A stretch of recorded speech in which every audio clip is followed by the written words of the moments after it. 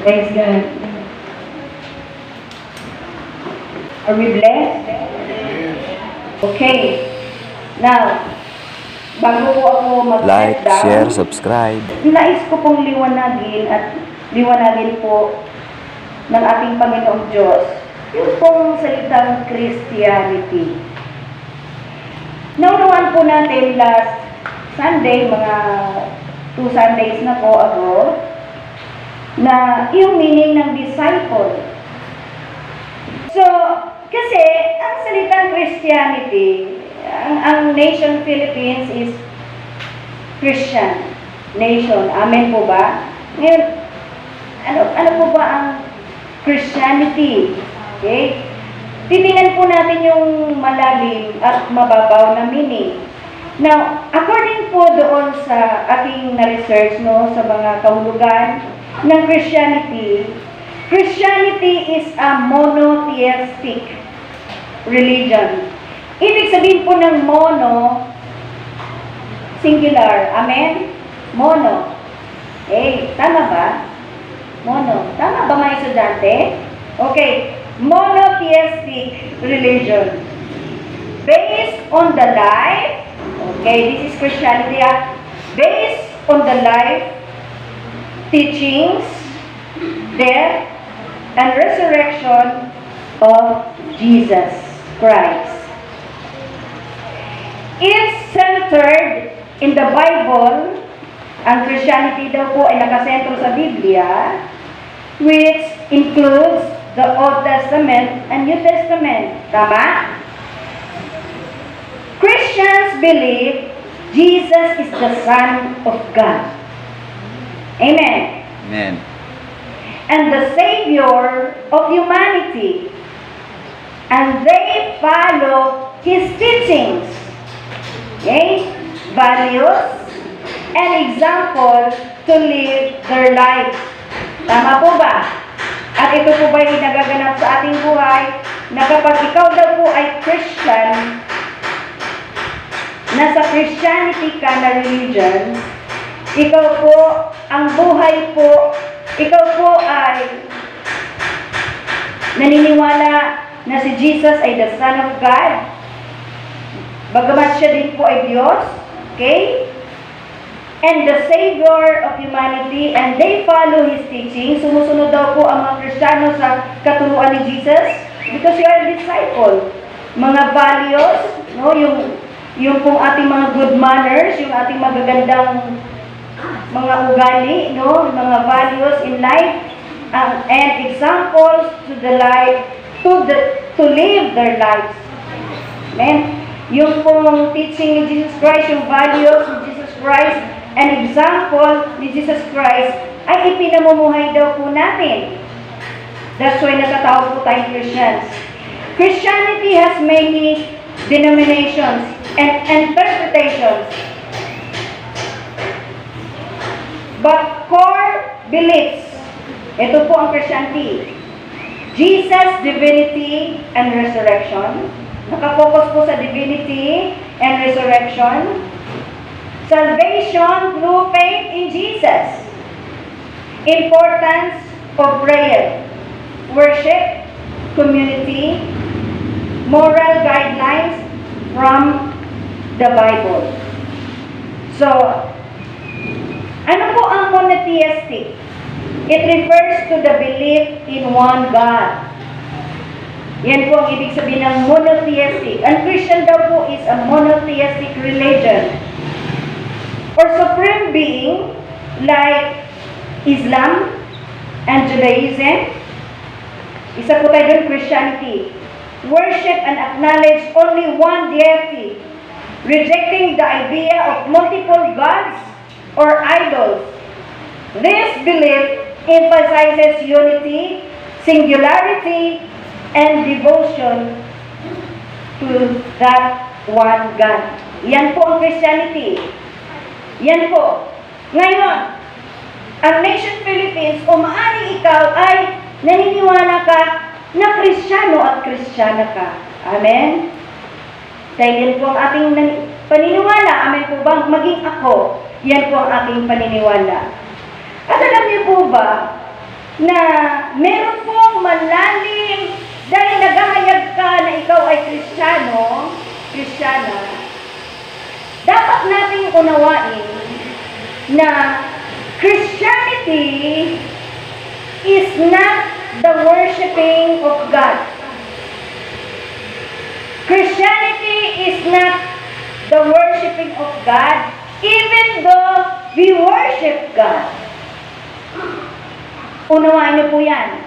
Christianity is not the worshiping of God, even though Christians worship God. Now, Christianity is not believing in Jesus Christ.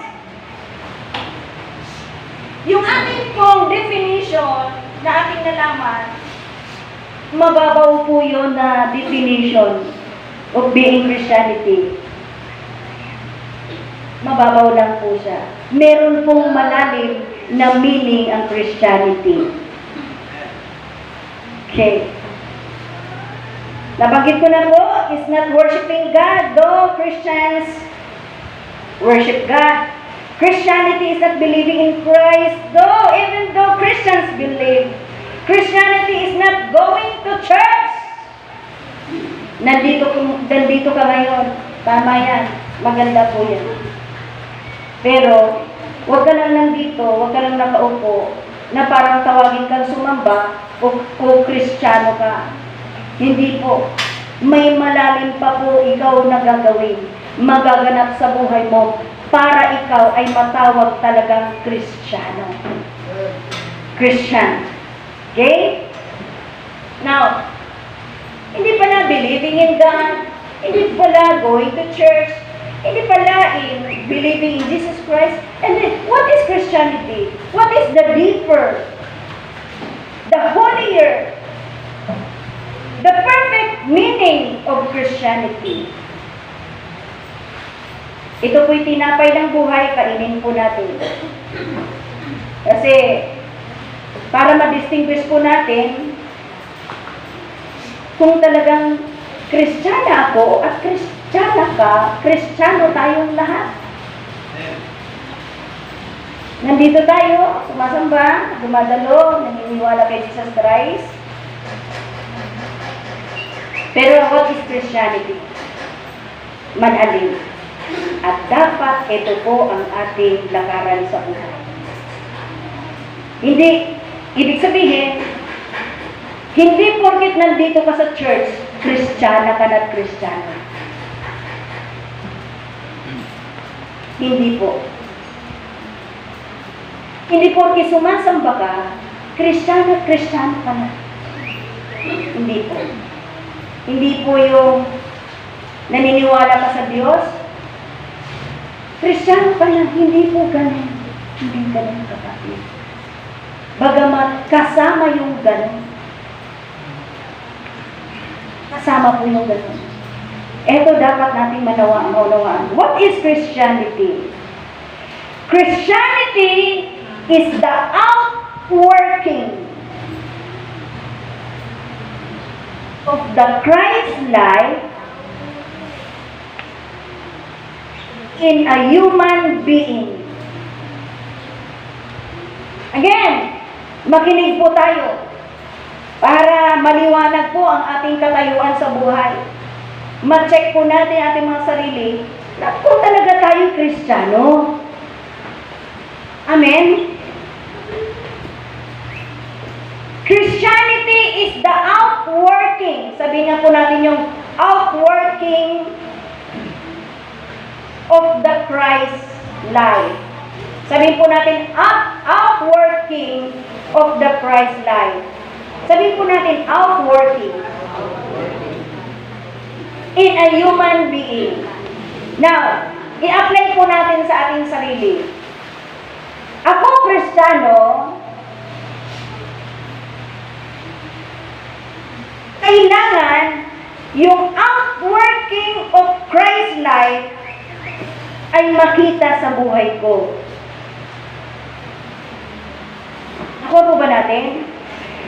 Yung pong buhay ni Jesus bilang tao ay makita sa buhay ko.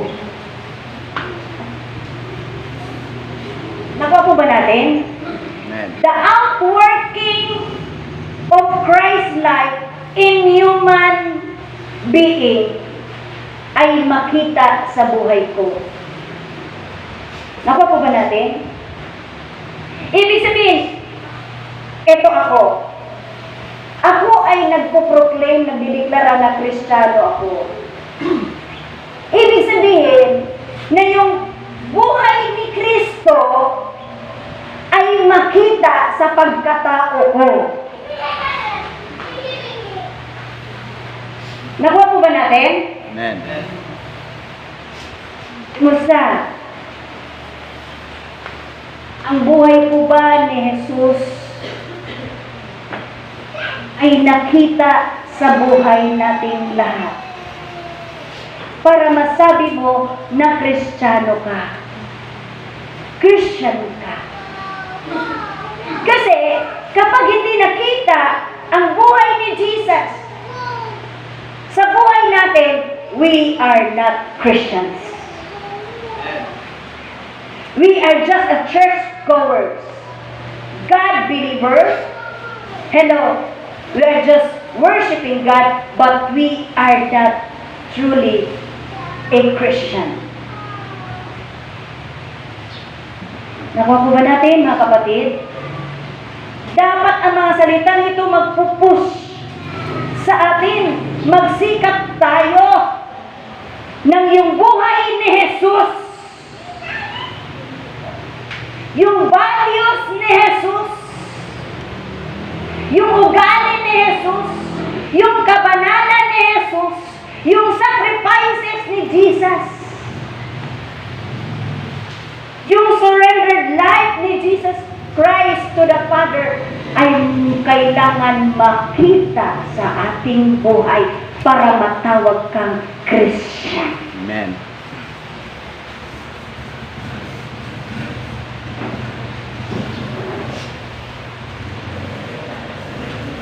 Naunawan po ba natin? Amen. Do not claim you are Christian.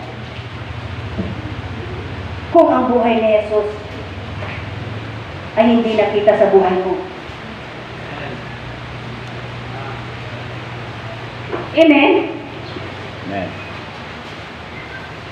It is a manifestation of the righteousness of God in a human person. It is a manifestation of the righteousness of God. See? Nakikita, nahahayag, nagmamanifest ang righteousness ng Diyos sa isang tao.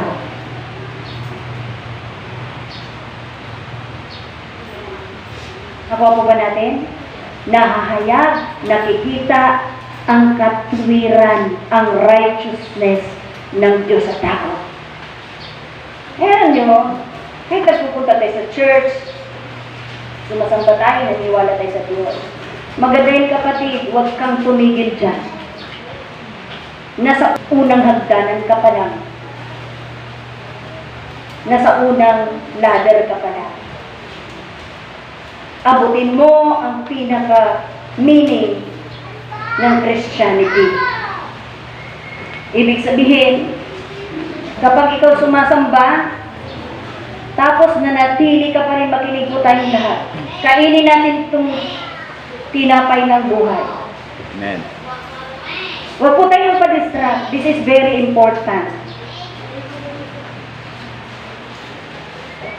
Ang Christianity po, nagmamanifest, nakikita sa ating mga buhay yung righteousness, yung katwiran, hindi kasalanan, Amen. hindi kahalayan, hindi kasamaan. Alam niyo, mga kapatid, kahit sumasamba ka, kahit nagbabasa ka ng Biblia, Kahit naniniwala ka sa Diyos, pero yung buhay mo, punong-puno ng kasalanan. Alam mo, mali yung ginagawa mo. Tinutuloy mo pa rin. Hindi nagmamanifest ang Diyos sa buhay mo. You are not Christian. Amen. Alam mo, mali. Alam mo, hindi tama. Alam mo, kasalanan. Alam mo, karumal-dumal. Alam mo, masama. Pinagpatuloy mo pa rin.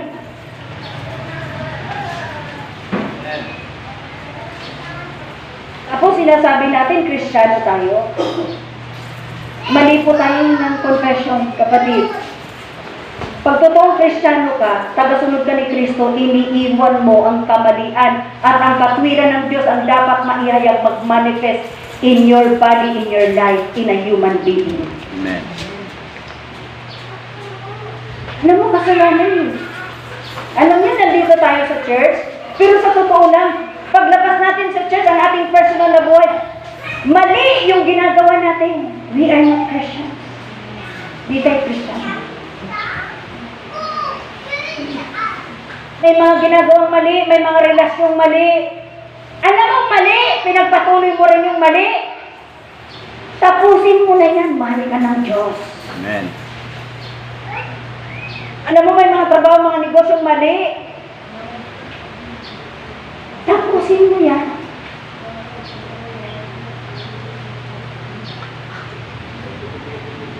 Tapusin mo yan. Dahil mahal ka ng Diyos. Amen.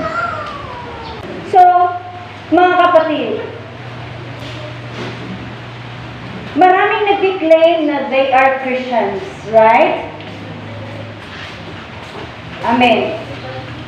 Nag-claim po tayo na Christians tayo. We are a Christian nation. But hindi po natin naunawaan yung word na Christian. Kapatid, before I will step down, liliwanagin ko lang po muli in summary. Okay, Christianity is not worshiping God.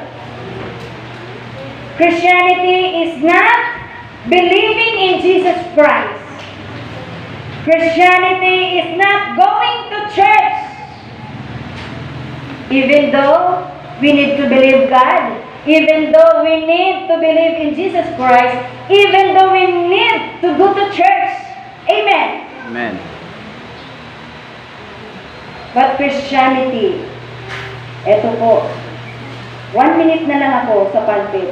Christianity is the outworking of the life of Christ in a human being. Ibig sabihin, kung nagpo-proclaim ka, nagdideclare ka, nagpo-confess ka na you are Christian, ibig sabihin noon na yung buhay ni Jesus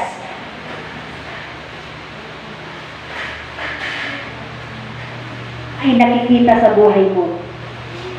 Yung holiness ni Jesus Christ, yung sacrifices ni Jesus Christ, yung surrendered life to the Father ni Jesus Christ, ay makita sa buhay mo kung ikaw ay nagsasabi kang Christian ka. Amen? And Christianity, it is a manifestation of the righteousness of God in a human person. Ikaw, Christian ka. Sinabi mo, Christian ka. Dapat yung righteousness ng Diyos ay makikita, mahahayag sa'yo at sa akin. Doon ka lang matatawag na Christian ka. Pero hindi ka matatawag dahil sumamba ka, naniniwala ka sa Diyos. Hindi ka matatawag na Christian ka dahil ikaw ay naniwala kay Jesus Christ. Hindi po ganun. That is a very light meaning about Christian. About Christianity. Church, ang Christianity is the outworking of the Christ life in human being.